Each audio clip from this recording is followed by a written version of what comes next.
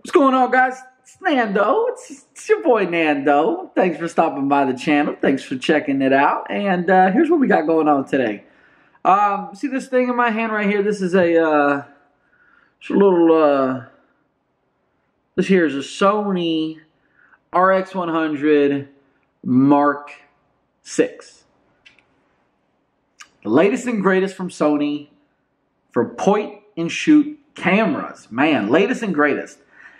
Boy, looks exactly the same as the RX100 Mark V, some Mark IV, Mark III, but some changes.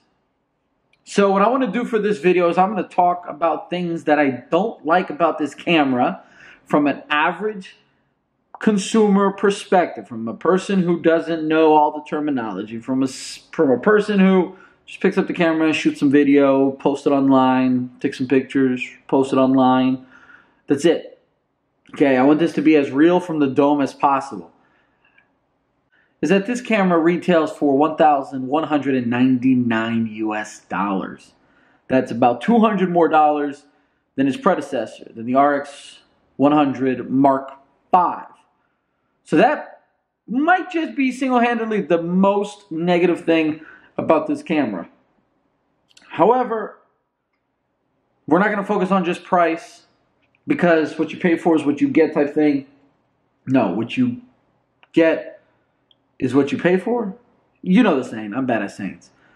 But so far, I've used this camera for a few days, and there's a couple things that kind of annoy me. For one, I'm coming from a Canon G7X Mark II as my point and shoot. I'm actually filming this on a Canon EOS M6. So bigger than a point and shoot, not as big as a DSLR, not as big as like a full mirrorless. What I don't like about this camera is probably one of the things that most people love about this camera. I don't like how small it is. Let me rephrase that. I don't like how small it is the way they built it. This is a very slippery camera. This thing has no grip. Nothing on this camera. Like there's nothing. Maybe this little portion right here has a grip. Maybe this little part right here, yeah, it has a little rubber to it. But that's it. My Canon G7X Mark II is a little bigger, and it actually has like a little protrusion here with a little grip handle. That makes using that camera better, in my opinion, because you feel confident, you feel comfortable. With the Sony RX100 Mark VI, I've actually feared dropping this thing several times. I'm actually wrapped up and then holding it like this. I'm scared. I'm paranoid. My second issue with this camera is more of a Sony problem. However, I got to talk to you guys about it again because Sony puts so much emphasis on the fact that this screen is a touch screen. Now, this screen is not a touch screen from the conventional point of navigating your menus. For example, if I go to menu right here, check this out. I can't do anything. I still have to use the wheel. The only thing that this menu is going to do, or this screen is going to do, is allow you to touch to focus. That's it.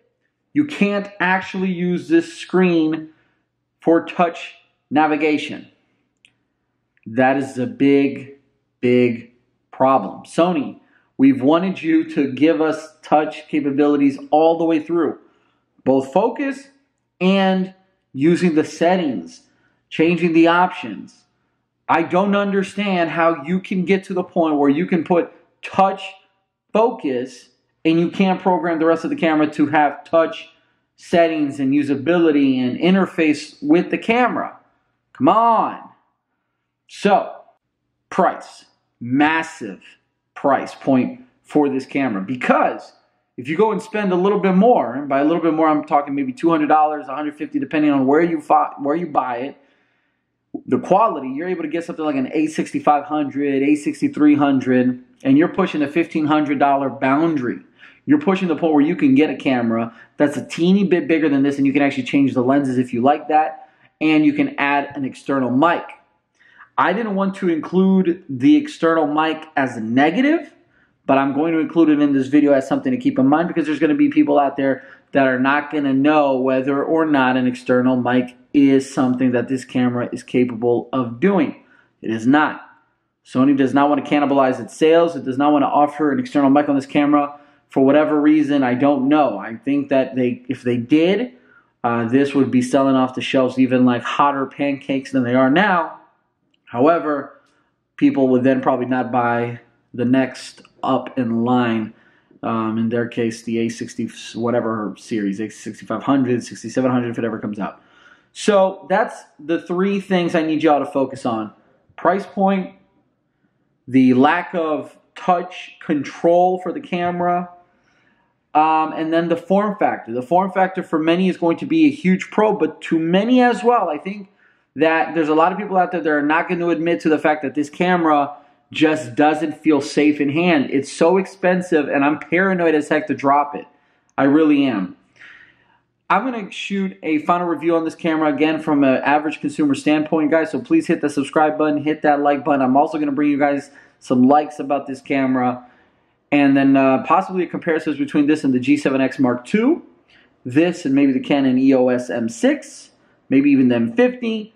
So stay tuned for that, and if you like this video, please hit that like button, but more importantly, hit that sub button, because I offer you guys free subscriptions. I'll catch you guys in the next video. Like always, it's Nando. Stay geeky. Peace, salute, and adios.